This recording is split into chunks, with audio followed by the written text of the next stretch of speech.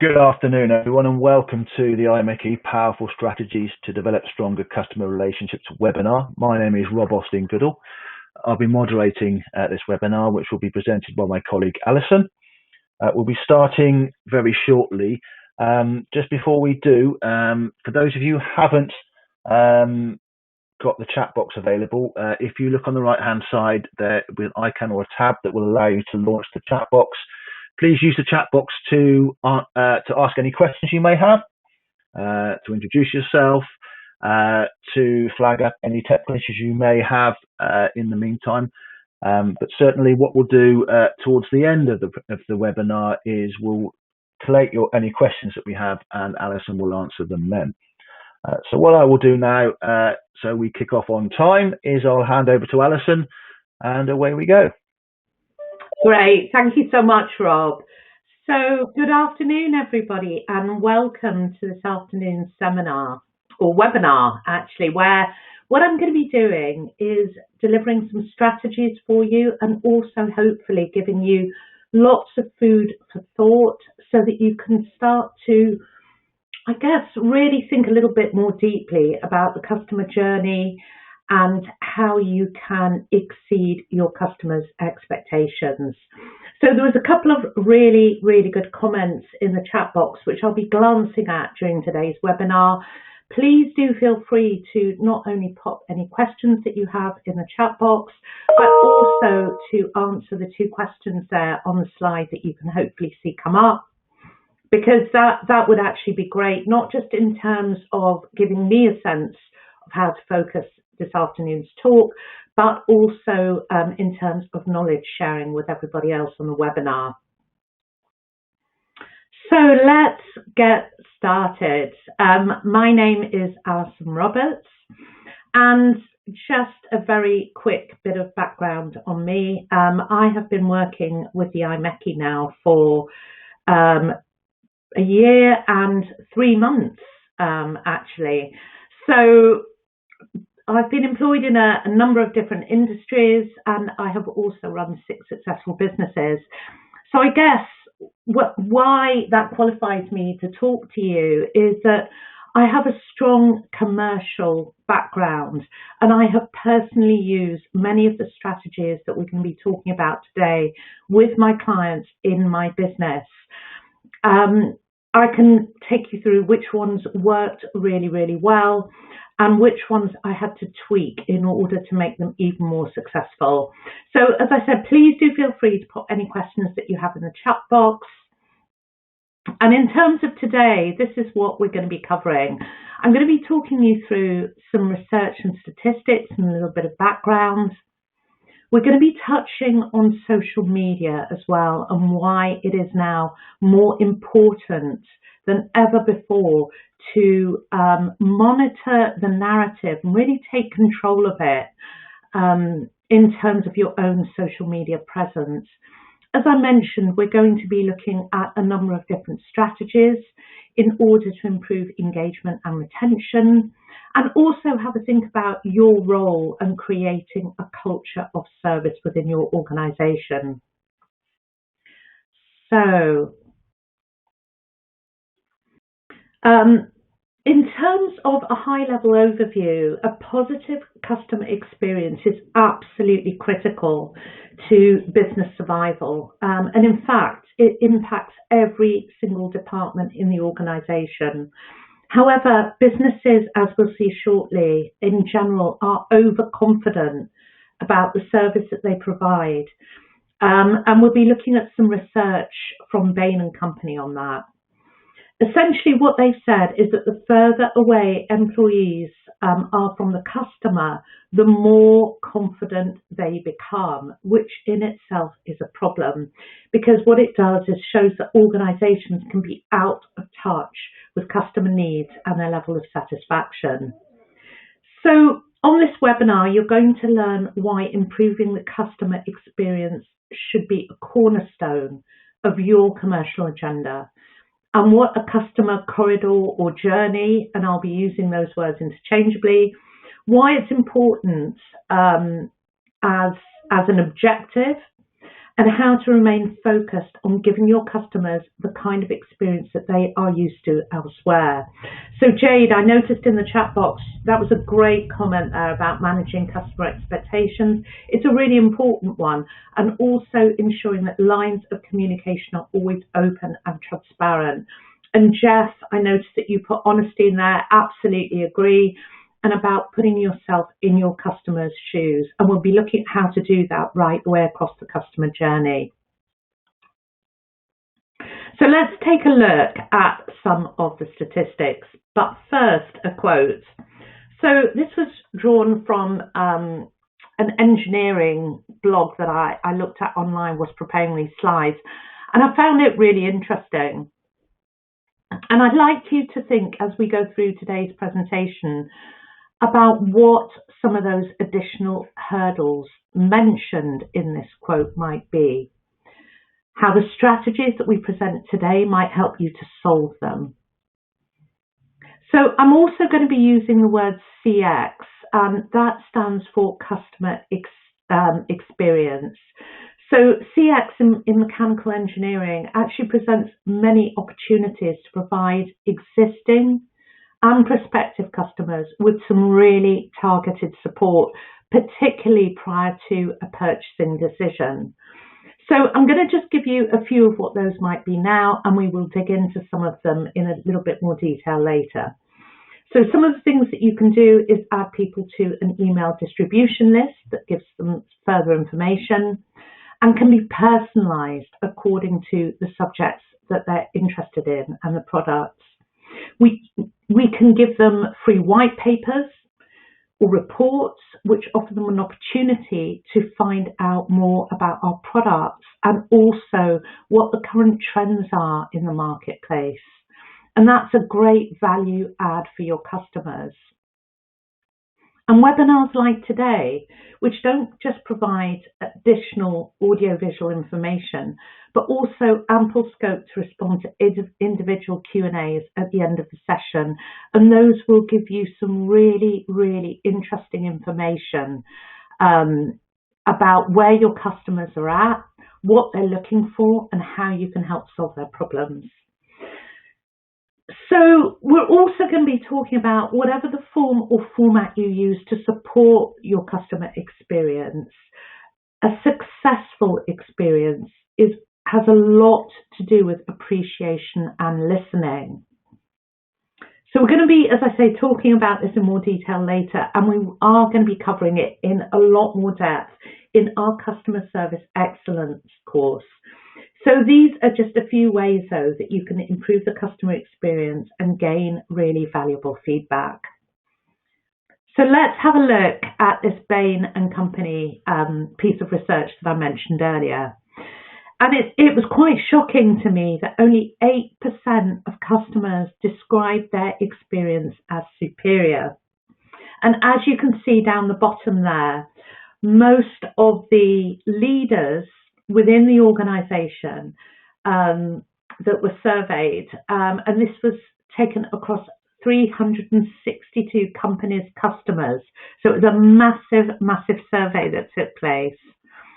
And only 80% of the companies, so 80% of the companies surveyed believed that the experience they were providing was superior, yet only 8% of their customers described it as superior.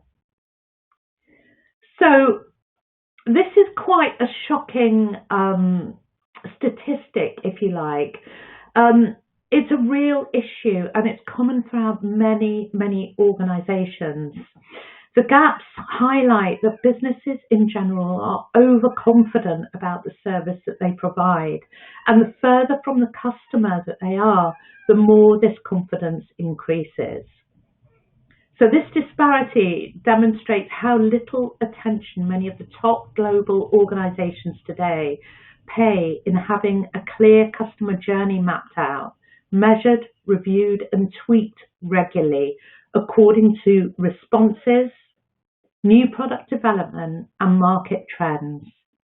In fact, most of the engineers that we speak to fail to see this at first, assuming that customer service is something that only client-facing teams engage in. This is the kind of compartmentalized thinking that really, really needs to be left behind, because cross-functional and interdisciplinary efforts can improve the customer journey and have a massive impact on the customer experience as a whole. What that means is it's very easy to forget that the projects that we work on and ultimately every single decision that we make will eventually somehow impact the customer and therefore the bottom line of the business.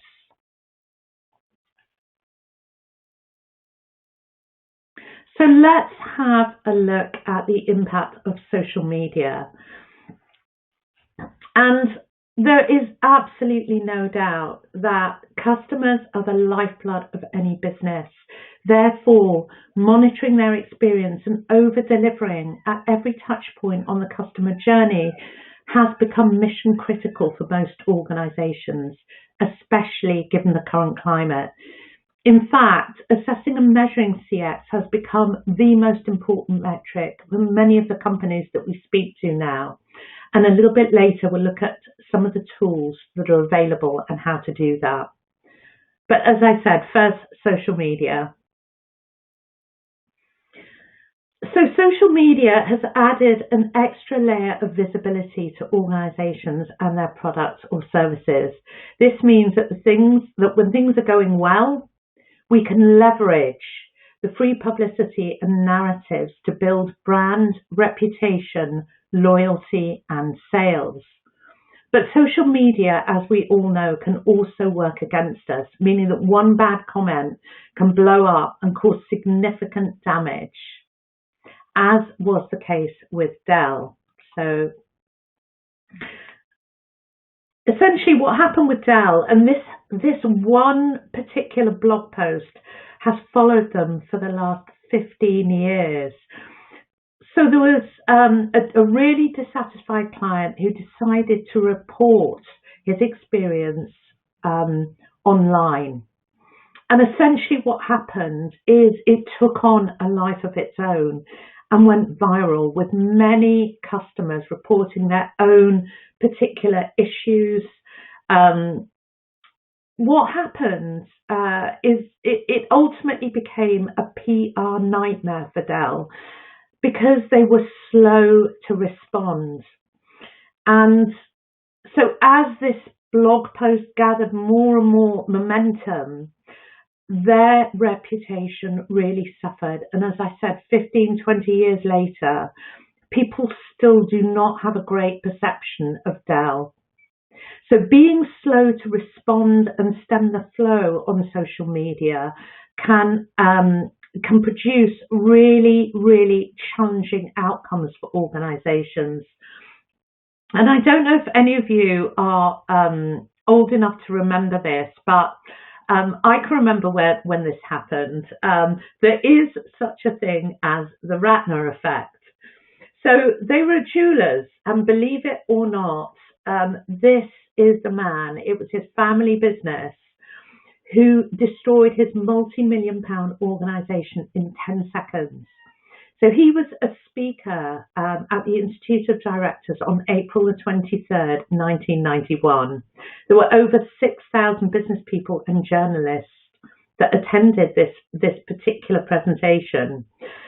So I am quoting here, asked how it was possible for his company to be selling a sherry decanter for the knockdown price of $4.95. He answered his audience and stakeholders with, "How can you sell this for such a low price? I say because it's total crap." He also said that his company sold a pair of earrings for under £1, which is cheaper than a shrimp sandwich at Marks and Spencer's and probably won't last as long. So you can imagine the fallout from those kind of comments. Within 24 hours, the company's shares had dropped 500 million, and his stellar career as a family business owner was basically over. Now, he has gone on to reinvent himself, but again, it shows you the impact of careless comments and the effect that can have on the business. And I don't know if you've noticed, but every time Elon Musk tweets, Tesla's stock goes up and down. So there are countless examples of the power of social media and how doing our best to take control of that narrative is absolutely critical. So as we have become more and more global, think about Amazon, for example. We order something and it often arrives the same day or the day after. What has happened is that companies like Amazon have now set the bar so high that consumer expectations are just continuing to increase and increase, meaning that everyday organizations, no matter what area you're in, and I've seen people logging in from all over the world today, a number of different industries, they've set the bar high for us.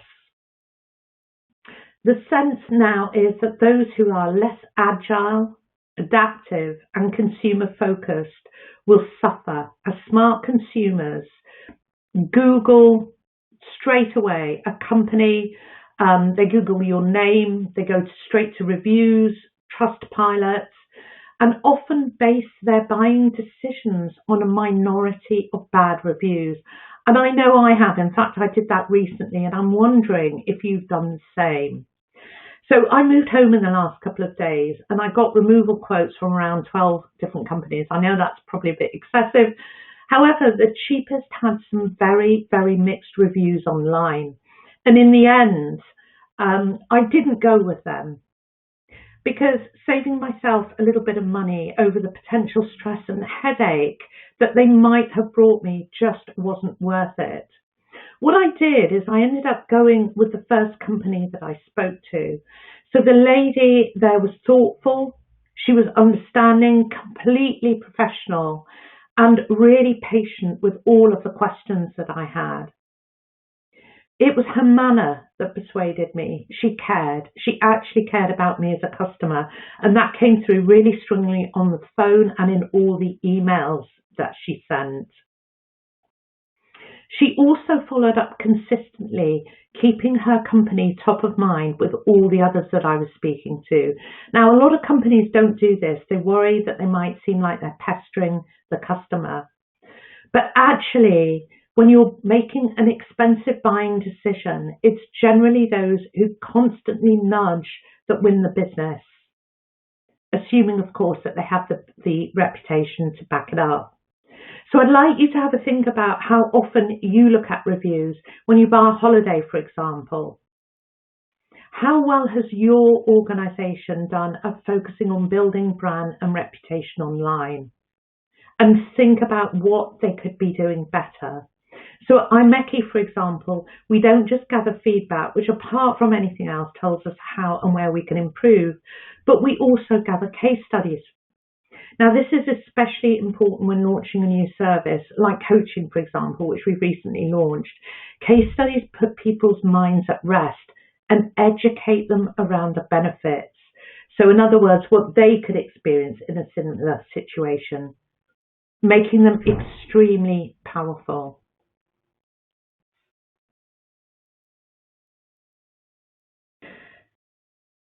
So again, I thought this was an incredibly powerful quote here. 33% say that they'd consider switching companies after just a single instance of poor service. So again, think about how these quotes relate to you and how you could translate better customer service into your business, into your organization. So let's dig into some of the strategies.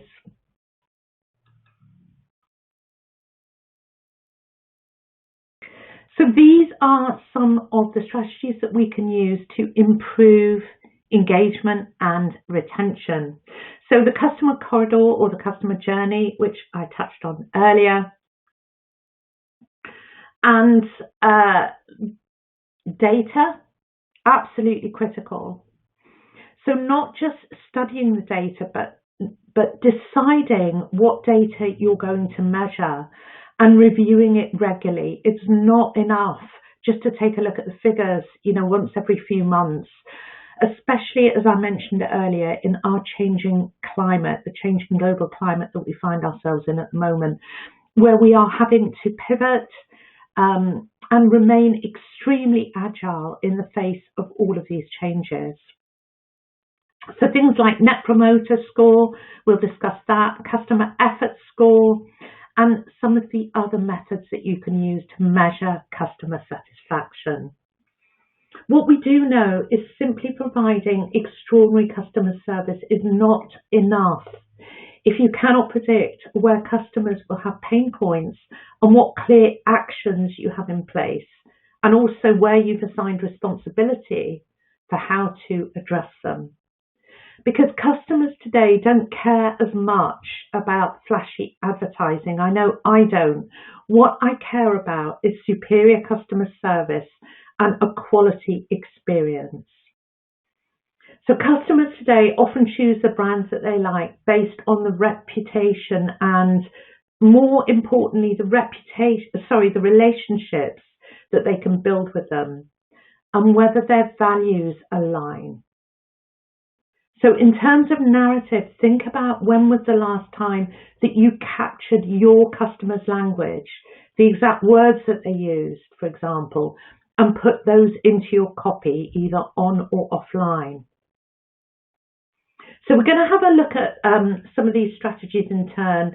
We won't have time to go through all of them, but we do, as I say, go through them on our Customer Service Excellence course, and you'll be taken through all the variations on that course in order to come up with your own strategies and action points, meaning that you'll end up with a personalised plan on how you can move the needle in your team and within your organisation to generate additional revenue for the business.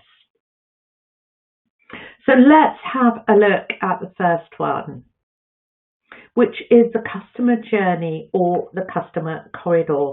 So this is a piece of research by Aberdeen, and these are some of the benefits of outlining the customer journey. So essentially what it does is it's a map which enables brands to connect with their customers on a practical and emotional level, and to be proactive in providing the best possible experience. It's an absolutely critical element of any product development strategy, and it's often overlooked and underappreciated in engineering, and we know this from the engineers that we speak to.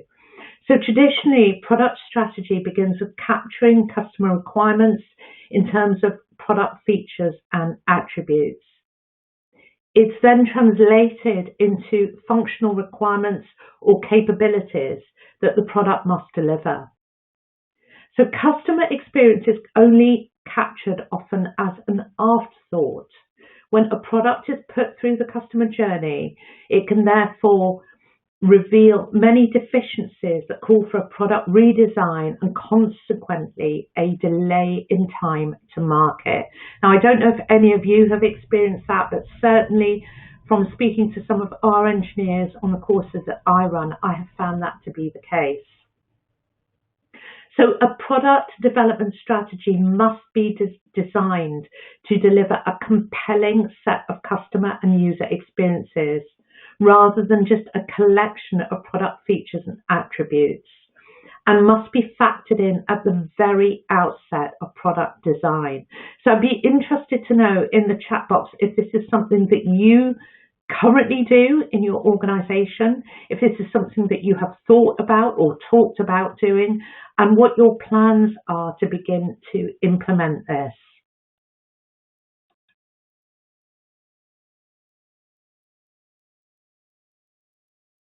So it really is the journey that is absolutely critical. So it varies from company to company, but in general, your customer corridor or journey sets out all of the various touch points that your customer experiences right across the lifetime value of the customer and through various time frames. Now, not all of the touch points are equal, and some may deliver hidden value for both the organisation and the customer. So essentially, what the customer corridor does is deliver a strategic approach to better understanding customer expectations, and it's absolutely critical in optimizing their experience.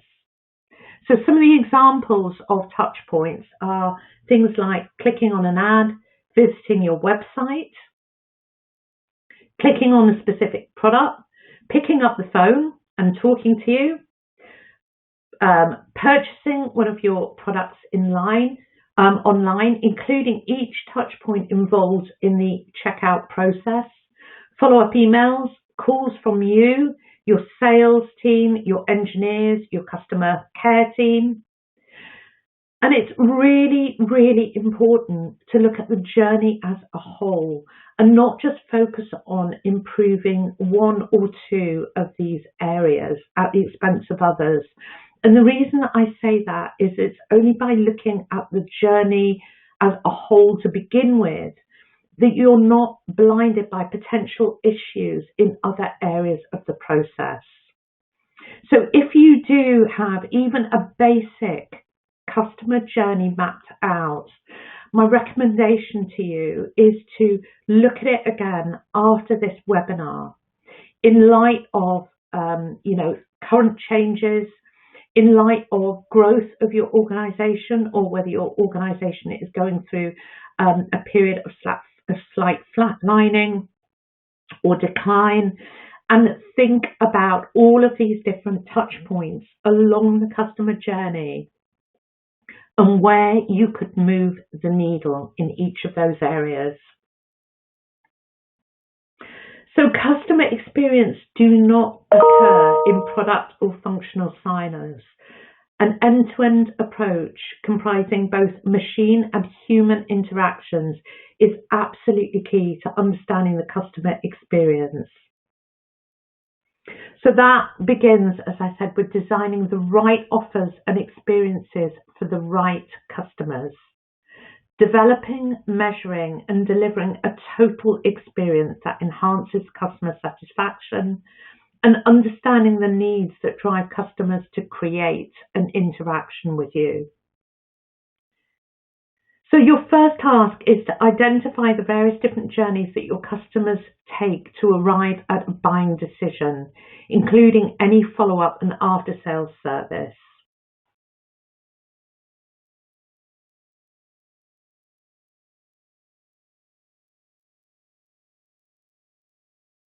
So in thinking about the data and the various different metrics, one of the things that I often see with customers when we talk about their social media presence, for example, is Vanity Metrics. And that's a discussion actually that we have in IMechE, where we might say, oh, we've had 1,500 people register for the webinar. That's great. But how many people turned up? More importantly, how many people interacted with us? More importantly, what kind of questions were they asking? And what did that tell us about where the customer is at? So Vanity Metrics are, we've had 1,500 people register for the webinar, or we've had 50 likes on a post or on a tweet. But what actually happened in those interactions? How many, rather than liked, actually spoke, actually engaged in the narrative? And what does that tell us about where our customers are at?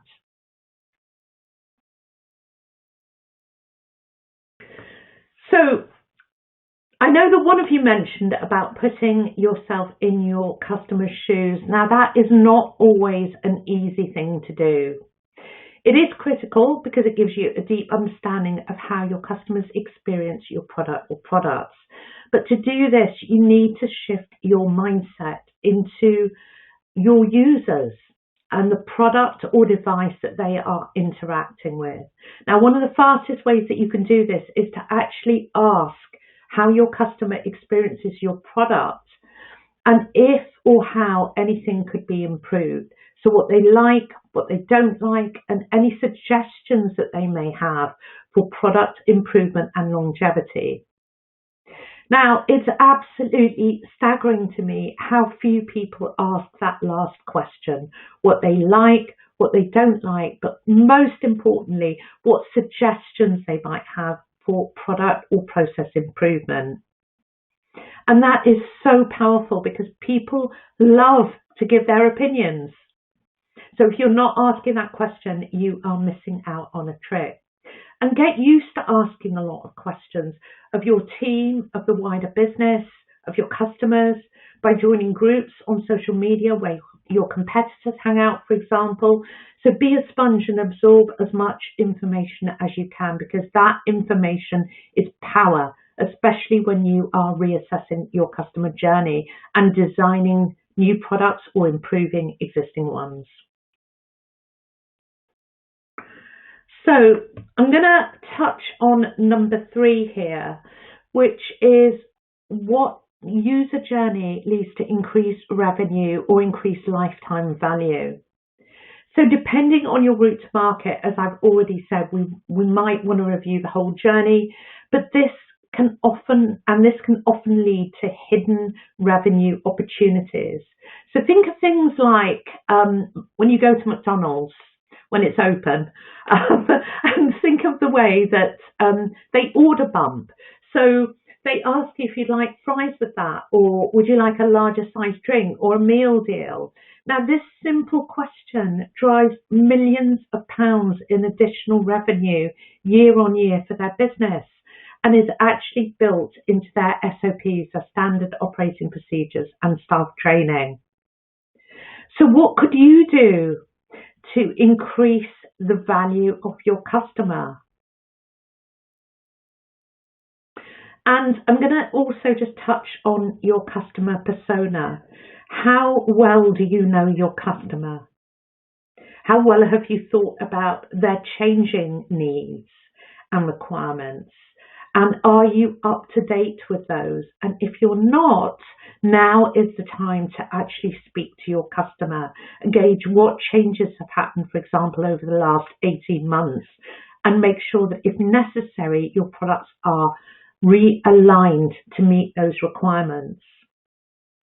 So a customer persona is, in general, like a photo fit, if you like, of your typical customer.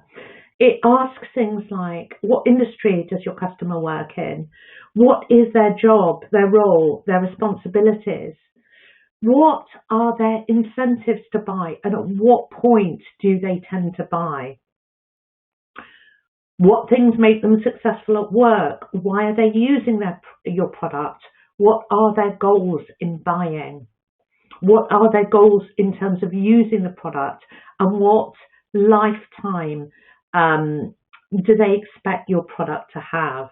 Who do they report to? What do they care about? And most importantly, what do they not care about? What is their biggest challenge, and how does your product solve it?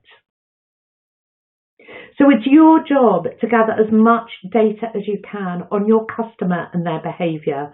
Walk yourself through their journey from initial inquiry through to sales, aftercare, repeat purchases, and hopefully recommendations. Look for patterns, blockers, or gaps. For example, one channel in your business might be understaffed and therefore cause frustrations for customers who prefer that particular way of interacting with you. And I've seen this with countless organisations that we speak to actually on a regular basis, where customers aren't able to get through on the phone. So think about small incremental changes that you can make along the customer journey and measure the impact of those. So again, any questions that you have about this, please do pop them in the chat box. So customer satisfaction surveys, another really well used way of measuring how well your customer is interacting with you as an organisation, your product and service. It's a time-tested metric. Now, it's not the be-all and end-all, but surveying how happy people are with your service and your product is absolutely critical. So it typically ranges from very satisfactory right through to very unsatisfactory. It's a versatile measurement and it can relate to any interaction of a client with your business. It's also immediate, which means that it's extremely useful and you will get precise feedback relative to whatever experience they just had. So where it's most useful is in tracking short-term changes in customer satisfaction and approval before you tweak or change any new product or initiative that you currently have. What it won't do is cover a customer's overarching impression of your company, and likewise its results tend to be biased, because mildly satisfied or dissatisfied customers will tend to disregard the question entirely. So in other words, it is not the best predictor of customer behaviour, nor will it account for your company's potential for growth. So it's a great start, but it's not a complete one, because it's usually only customers at one end or the other that will respond. So we use Net Promoter Score. It's an absolutely critical part of our business and we review it religiously. Essentially what Net Promoter Score does is it measures customer loyalty. So it says things like, on a scale of 1 to 10, how likely are you to recommend our product or service to a friend? So it essentially organises the responses into 3 separate groups. The higher you score, clearly, the better. Now, again, it's a great metric and it's one which should be used alongside your customer satisfaction surveys. The only thing that I would say about Net Promoter Score is that in a vacuum, it's a little bit one-dimensional, because unhappy customers tend to respond more often than satisfied customers. So that can sometimes skew the results. But what it does do is it gives you an opportunity, even though it can seem a little bit daunting at first, to zero in with absolute precision on the areas that need improving and make a great impression on a dissatisfied customer. So the other thing that's worth bearing in mind is that without an incentive, there's no actual reason for promoter respondents to recommend your brand. So one of the things that we do is we often dig a little bit deeper into this, because it's one thing filling in a survey, it's quite another having people actively recommend you.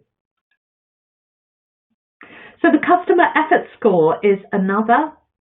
And this takes a bit of a different approach than the last 2 that we've looked at in terms of measuring customer satisfaction. It's actually one of the most straightforward ways of giving your customer the support that they want, and it's through asking them directly through a customer satisfaction survey. So these are, again, great tools. We talked about surveys just a moment ago. There are a couple of different ways that you can do this. You can do a pre-survey, and you can do a post-survey as well to give you a complete picture. And again, just keep it really, really nice and simple. Usually just going from 1 to 5. 1, it was brilliant. Customer service were able to handle my issue, or manufacturing produced exactly what was required, to number 5, it was a complete nightmare. And Again, surveying customers regularly on every single aspect of the customer journey is really important in terms of keeping on top of your metrics and how your customer is actually responding to you, to the interaction that they have with your customer right along the buying journey and afterwards as well.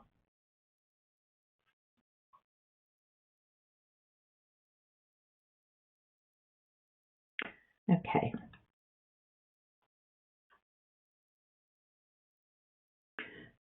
So we've talked a little bit about some of the different strategies, but actually there is one really key thing that you can do, and I touched on it earlier, and that is to listen to your customer. So whether you listen to them through surveys, by harnessing the data that we've talked about, or better yet, by actually picking up the phone and speaking to them. If there's one thing that you can do which will measurably improve how your customers interact with you and the value that they feel that they've had from you as a business, it is to listen more. So let your customers speak, ask them questions, listen to the answers that they give you, probe, and as I said earlier, don't be afraid to say, I've taken in what you've said and would like to think it through some more. Could we leave the door open for me to come back to you if I have any further questions? So I talked to you earlier about asking your customer about what improvements they think you could make, what you did well, what you didn't do so well, what you could be doing better. Your customers are your best source. They're your only source of information. Anything else is just guesswork. So one of the things that I used to do in my business is once a year, I used to spend half an hour on the phone with my top 10 to 20 customers. And I used to send them out a questionnaire beforehand. We used to allocate the time, and I used to finish religiously on the half-hour point with them, because giving somebody half an hour of your time is an absolute gift. So during that time, I used to take so many notes and incorporate everything that my customers said in my new product development, in my website copy, in my conversations with them, and update that on a yearly basis. So I'd be interested to know how many of you survey your customers regularly by phone, by sending them across questions and ensuring that you both allocate time to speak to each other.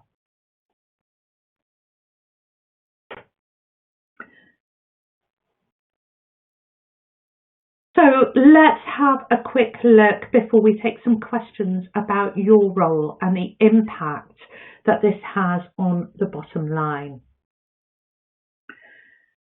So in terms of your role, as I said at the beginning, it's very, very easy to think that customer experience and the service that we offer is only something that customer-facing staff actually need to be on top of, but that is not the case. If you're in production, for example, and you are not keeping in touch with your customers' pain points as they are now, not as they were a year or 2 years ago, you are missing out. And there is every chance, as I said at the beginning, that you will produce something that the customer will come back and say, actually, this part didn't work so well for us. When if you'd had a conversation with them right at the very beginning of the process, that could have been avoided. And these mistakes are expensive. They delay, the life cycle and the route to market process. So when you think about your own position within the organization and your influence, in some way you influence every single product that leaves your doors. And I want you to think about, in your role, how you could better support this process. Could you, for example, help to educate customer support teams on the design and the manufacturing side? Because many customer-facing roles don't understand the manufacturing process, for example, meaning that when a customer calls up to complain or to ask questions, they have very little context. Maybe what you could do is involve some of, the engineers in a buying call or a potential inquiry with a customer, so that sales and engineering work more closely together. The other thing that very few organisations think about is, what could you do to ensure that your team is happy, productive and engaged? Why is that important? Well, the more efficient and motivated the team, the more creative they will be in serving the end result, which is solving problems and thinking laterally to really understand where a customer is coming from and what they really need. And better yet, if and how they are addressing the customer specific issues.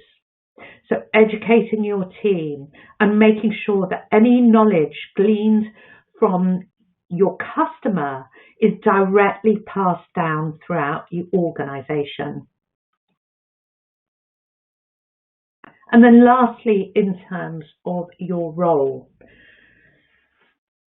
brands have been using communities to source product ideas and test them.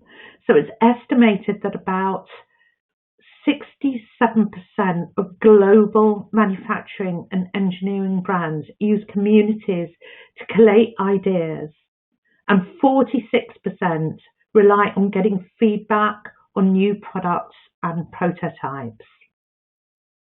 So what's absolutely critical when we look at this schematic is to ensure that multi-channel communication exists. So with so many different ways of communicating, such as mobile, web chat, social and email, brands must have an omni-channel approach to remain connected with their customers and connected internally. So we've seen that the customer experience and employee experience are intricately linked. If your employees are happy and satisfied, this translates to a better customer experience long term as a result of their work and efforts. So one of the things that you could do is not just conduct customer surveys, but conduct employee surveys as well to gauge satisfaction levels and act on them accordingly. So these are just some of the areas we've talked about using data. We've just spoken about employee satisfaction. And one of the last things that you can do is to interact with your teams regularly and offer whatever product and training support they need in order to be able to best serve the customer. So confusion about using your product can be off-putting. It may compound poor customer service.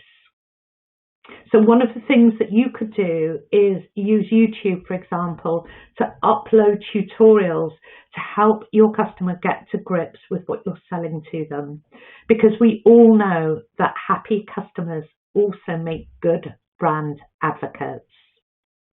So I hope that especially in this last bit, you've begun to see how the customer experience and your role go hand in hand no matter where you are in the organisation, and how important mapping and staying on top of the customer journey is when you look at customer satisfaction overall. And then if there's one thing, as I said earlier, to really, really practice, it's listening to your customer and asking them lots and lots of questions, asking permission for their time to better understand what their current experience is and how you could improve it, both on the satisfaction side and on the product stroke manufacturing side. So I'm going to hand over to my colleague Rob now, who's going to just let me know if there are any questions in the chat box. If there are, please do stay on for the last 10 minutes. And if you haven't asked any questions, pop them in the chat box now. I am more than happy to answer any questions you may have.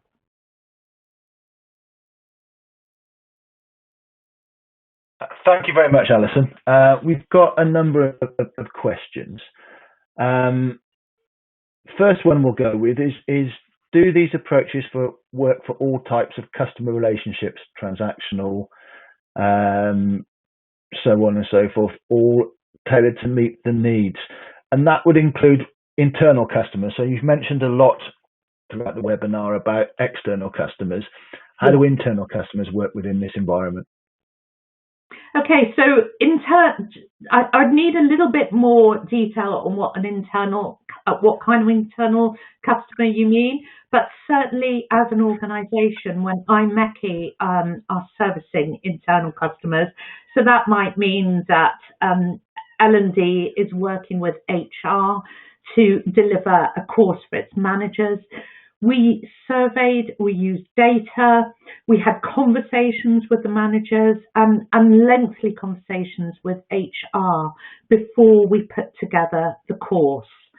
And this is absolutely standard practice in organisations now. So yes, they 100% do work internally and externally. Excellent, thank you, Alison. The next one, again, a couple of questions that sort of relate to the same issue here. What would your advice be to change the culture of a company to improve the consideration of customers across all departments, especially with regards to senior managers and the executive team? Okay, so I'm just going to backtrack one because one of the most powerful surveys actually that you can run internally to find out how happy people are is a 360. We've also got team diagnostic tools, which are extremely reasonable priced. And we've had over 10,000 delegates take these.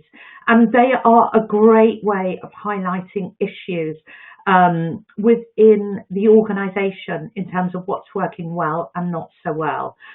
So in terms of what changes we could make with the culture, especially at the top, communication. Ensuring that knowledge and communication is shared from the top down, and building a business case for any changes. So give you an example. If your net promoter score has been continually going down over the last, say, 3 or 4 months, try and dig into those figures, maybe even speak to some of those customers. That's what I would do, and I would recommend. Find out why they are feeling the way they are, and then build a business case for senior management in order to instigate change. But yeah, absolutely. It's all about transparent communication, honesty, making sure that customers' expectations are managed right the way through the process, and holding up your hand if you've made a mistake. And most importantly, when you have made a mistake, get on the phone with the customer and tell them how you are going to solve it. Don't just say that, it's been a problem and we're working to solve it. Talk to them about how proactive you are being in resolving it, and give them an estimated time frame so that they can adjust things at their end as well. But yeah, definitely in terms of senior management, it has to start from the top, and you have to build a business case with data. Quite an interesting question here, Alison. May I ask, as an example, how you will use this webinar, the registration data numbers, for example, to evaluate the success of this webinar vis-a-vis IMechE success in customer engagement?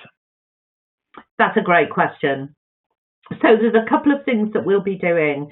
One of the things is we go over the web chat. We will compare it to the last customer excellence webinar that we ran, which was a little while ago, and we'll compare the web chat on that and the customer registrations. The other thing that we'll do is we always follow up with an email. So we'll be looking at open rates on the email. We'll be looking at course registrations. We'll be looking at engagement on YouTube after we have sent out the recording. And we'll be looking at social media engagement. So those are just a few of the things that I will personally be doing. I'm sure there are more. In an ideal world, what I'd love to be doing is actually reaching out and talking to you. And unfortunately, you can only do so much on, 3/4 of an hour in a short webinar. But yeah, in an ideal world, I would want to be talking to people, because that really is the only way, getting that direct feedback that you can improve. But all the other things that I've mentioned, they're a good second. Thank you, Alison. Next question is, based upon your experience, how easy is it to develop a coach/advocate within your client? Great question. So it's very easy if you focus on service. And when you think about, coming back to the question that was asked earlier about how do you build a culture, it's about having a service mindset. That is the one absolutely key thing that so many organisations that I speak to are beginning to understand, that we're here to serve actually each other internally and support each other as teams, and we're here to serve and support our customers.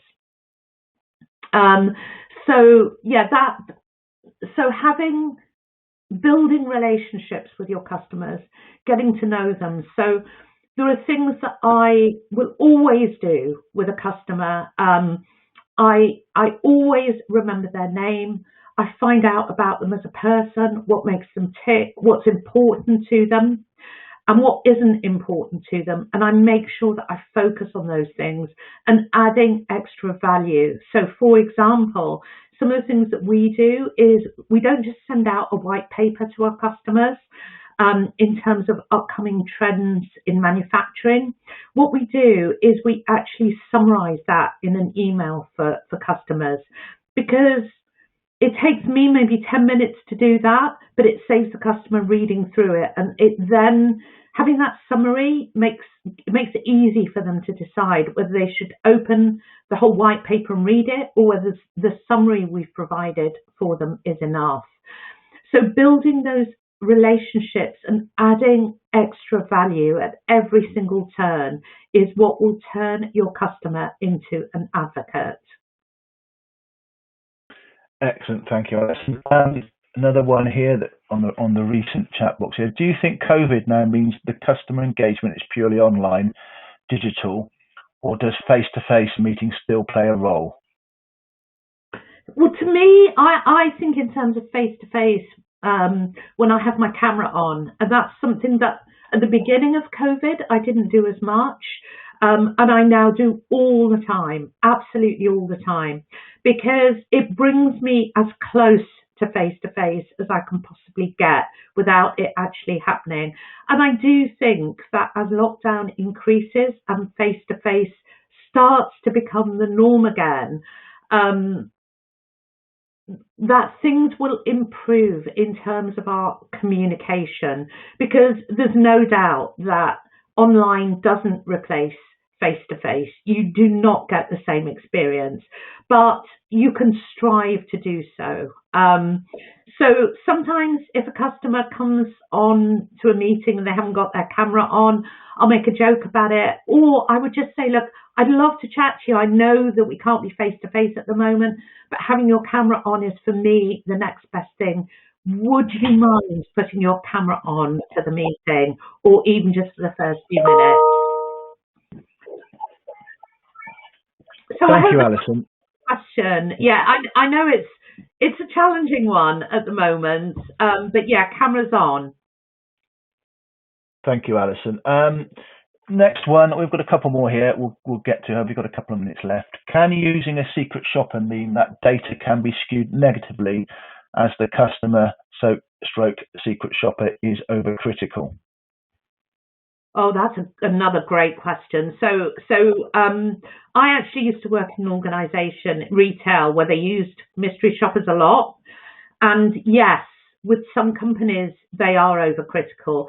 So what we ended up doing is having a standardised, rather than getting them to use their own, the mystery shopper's own questionnaires, we actually standardized it across all the mystery shopper organizations that we use. And our results started to come through in a much more joined up way. So yes, they can be overcritical, but actually it's your job to guide them. That was what we learned as a result of that experience. And the way that you can guide them is making sure, A, that your requirements of the company is uniform, and B, that it reflects the changes in your audience's buying power and in current trends. Excellent. Thank you, Alison. We'll do one last question. When you are a B2B business, do you do these customer journeys for your customers, or do you take into account the end users as well? Okay, so when you're B2B. So obviously, if you're business, you're delivering a product or a solution to another business who then is selling it onto their customers. So you might not have visibility of the customers. Thanks. The end users rather than customers, I would imagine. I would be doing both, because where your product or service ends up is not the end of the journey. The end of the journey is when the end user has used my product for a number of months or years, do they leave a positive review, and will they buy again? So it's actually following the trail right the way through to that end point.